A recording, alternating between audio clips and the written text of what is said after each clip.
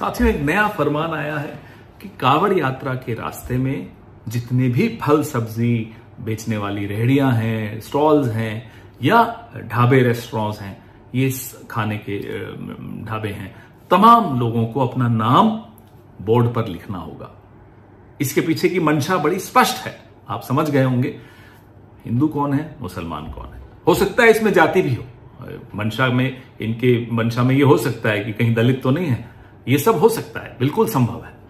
लेकिन हमने इसका कल जब विरोध किया तो जवाब आया, जब हलाल लिखा होता है तब तो आपको कोई आपत्ति नहीं होती। हाँ, बिल्कुल नहीं होती। जब शुद्ध शाकाहारी ही लिखा होता है तब भी हम नहीं पूछते कि साहब ये शुद्ध शाकाहारी जिस रेस्टोरेंट के बोर्ड पे लिखा हुआ है, इसका मालिक क्या हिंदू है, मुसलमान है, जैन है, सिख है, क्या है, हमें कोई फर्क नहीं पड़ता। हमें शुद्ध शाकाहारी खाना है, हम जाकर खा लेते हैं। अब आप इंटरनेशनल एयरलाइंस में कहीं ट्रैवल करते हैं, कोशर फूड, तो ज्यूज को मालूम है हमारे लिए कोशर फूड जिनको खाना है वो खा सकते हैं। वो पूछते तो नहीं है ना कि शेफ कौन है, जू है या क्रिश्चियन है या मुस्लिम है या हिंदू है, उनको कोई फर्क नहीं पड़ता। ठीक वैसे ही मैं शाकाहारी खाता हूं तो मेरे को ये नहीं पूछना उचित समझता कि बनाने वाला कौन है। ये करना जो ये कांवड़ यात्रा पे ये प्रपोज कर रहे हैं, इसके पीछे मंशा है इकोनॉमिक बॉयकॉट ऑफ मुस्लिम्स को नॉर्मलाइज करना, कैसे आर्थिक बहिष्कार का सामान्यकरण करना है मुसलमानों का। तो इस मंशा को तो हम कामयाब किसी के लिए नहीं होने देंगे, वो हिंदू के लिए करे हो, मुसलमानों के लिए करे हो, किसी के लिए भी करें, हम नहीं होने देंगे। अब मीट एक्सपोर्टर्स हैं बड़े बड़े 4-5 जो हैं, अल कबीर कौन है मालिक, सबरवाल। अरेबियन एक्सपोर्ट्स कौन है मालिक, कपूर। MKR फ्रोजन कौन है मालिक, मदन एबट। PML इंडस्ट्रीज मालिक कौन है, बिंद्रा साहब है।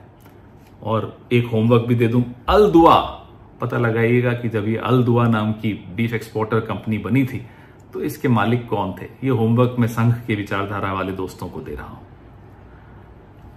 जिस तरह से अगर हिंदू मीट एक्सपोर्ट करता है तो रहती तो वो मीट ही है ना, या दाल चावल बन जाती है, वो मीट ही रहेगा। ठीक उसी तरह से अगर कोई अल्ताफ या रशीद आम अमरूद बेच रहा है तो आम अमरूद ही रहेंगे, वो गोश्त नहीं बन जाएंगे।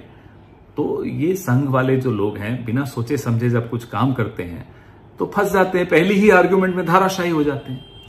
लेकिन जो षड्यंत्र ये लोग रच रहे हैं, हमारी आपकी जो एक तहजीब है, अब एक उस तहजीब में मुझे याद आता है अलीगंज लखनऊ में, वहां बड़ा मंगलवार के पीछे की जो कहानी है वो सुनकर बड़ा आनंद आता है।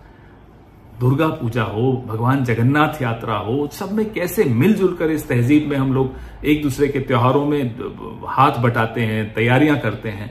उस तहजीब पर ये हमला बोल रहे हैं, और ये हमला सिर्फ उस तहजीब पर नहीं बोल रही, हमारे आपके घरों में घुसकर तय करेंगे कि कौन क्या खाएगा, किससे खरीदेगा, क्या कपड़े पहनेगा, किस भाषा में बोलेगा। इनको अपने घरों में घुसने से रोकिए। अगर इनको अपने घरों में घुसने से रोकना है तो इस विचारधारा को अपने मोहल्ले से दूर रखिए, अपनी जीवन से दूर रखिए, अपनी विधानसभाओं और लोकसभाओं से दूर रखिए, अपनी समाज से दूर रखिए। तभी हम अपने इस खूबसूरत हिंदुस्तान की तहजीब को बचा पाएंगे। जय हिंद।